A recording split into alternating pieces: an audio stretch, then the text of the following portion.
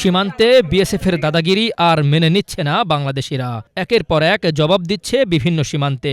কিছুদিন আগেই বিজিবি সদস্যদের পায়ে ধরে মাফ চেয়ে ভারতে ফিরেছেন কয়েকজন বিএসএফ সদস্য। এবার ঘটল ভিন্ন ঘটনা। বাংলাদেশি ধরে নিয়ে যাওয়ার ঘটনার প্রতিবাদে উল্টো ভারতীয় নাগরিকদের ধরে এনেছেন বাংলাদেশিরা। এমন ঘটনা ঘটেছে দিনাজপুরের বিরল উপজেলার ধর্মজৈন সীমান্তে। স্থানীয় সূত্রে জানা যায়, ধর্মজৈন সীমান্তে ধান কাটছিলেন মাসুদ ও এনামুল নামের দুই কৃষক। শুক্রবার বেলা 12টার দিকে 320 মেইন পিলারের সাব পিলার 9 ও 10 এর মাঝামাঝি থেকে তাদেরকে ধরে নিয়ে যায় ভারতীয় সীমান্তরক্ষী বাহিনী বিএসএফ। ওই পানিটা থেকে ধানটা একটু উপরে উঠে মারতেছিল, মানে পিটাই করতেছিল, ঠিক আছে কিনা।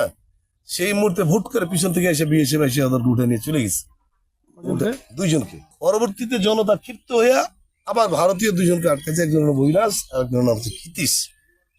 তাৎক্ষণিক আমরা বিজিবির এখানে যারা দায়িত্ব আছে তাদেরকে জানানো হয়েছে। বিএসএফ এখন বর্তমান আগের চেয়ে অনেক আগ্রাসী মনোভাব। আগেও তো আমরা দেখেছি এখানে আমাদের জন্ম বাড়ি ঘর দেখেছি।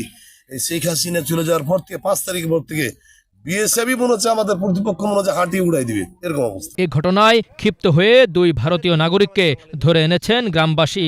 তাদের নাম অবিনাশ টুডু ও ফিলিপ সরেন। তাদের কারুলিয়া প্রাথমিক বিদ্যালয়ে রাখা হয়েছে বলে জানা গেছে। আমাদের এখানে হুট করে বিএসএফ ঢুকে যায় আমাদের গ্রামে, প্রায় আমার আবাদ করতে যায়, ক্ষেতের মধ্যে আমাদেরকে ধরে নিয়ে যায়। বিএসএফ এসে আমাদের ছেলেগুলোকে দুজনকে ধরছে, বাকি গেলা পালা গেছে। আমরা খুব আতঙ্কে আছি এখন। আমরা ওই আমাদের লোকজনকে যেমন 2টা ধরেছে, ওদেরকে আমরা 2টা ধরে রাখছি। এটা আমরা যেন আমাদেরগুলো ছাড়ে, ওদেরকে ছাড়ে দেবো, এটা মনে করে আমরা ধরে রাখছি। তবে সারাদিন পতাকা বৈঠকের প্রস্তুতি নিলেও তা দিনের আলোতে করেনি বিএসএফ। পরে রাত প্রায় 9টার দিকে নো ম্যানস ল্যান্ডে পতাকা বৈঠকের মাধ্যমে দুই বাংলাদেশিকে ফিরিয়ে দিয়ে ভারতীয়দের নিয়ে যায় বিএসএফ সদস্যরা। এর আগে ঝিনাইদহ সীমান্তে গুলি ছোড়ে বিএসএফ সদস্যরা।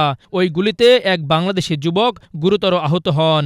এছাড়া বিভিন্ন সীমান্তে বাংলাদেশি নাগরিকদের উপর গুলি অব্যাহত রেখেছে বিএসএফ। পান থেকে চুন খসলেই বাংলাদেশিদের দিকে তাক করে বন্দুকের ট্রিগার চেপে দেন ভারতীয় সীমান্তরক্ষী বাহিনীর সদস্যরা। ভারতের সঙ্গে চীন ও পাকিস্তানের বৃহৎ সীমান্ত রয়েছে। ওইসব সীমান্তে ভারতীয় বাহিনী নিস্তেজ হয়ে থাকলেও বাংলাদেশ সীমান্তে চোখ রাঙায় বারবার। 5 আগস্ট শেখ হাসিনা রেজিমের পতনের পর বাংলাদেশিরা এর প্রতিবাদ ও প্রতিরোধ গড়ে তোলার চেষ্টা করেছেন।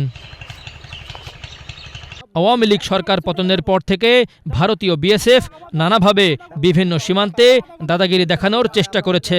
কখনো আন্তর্জাতিক আইন লঙ্ঘন করে সীমান্তে বেড়া দেওয়া, কখনো নদী দখল করা, কখনো অবৈধভাবে বাঁধ নির্মাণের চেষ্টা। তবে সব ক্ষেত্রেই সাধারণ বাংলাদেশি ও বিজিবি সদস্যদের অনন্য সাহসিকতায় ফিরে যেতে বাধ্য হয়েছে বিএসএফ। আখতারুজ্জামান, বাংলা ভিশন, ঢাকা।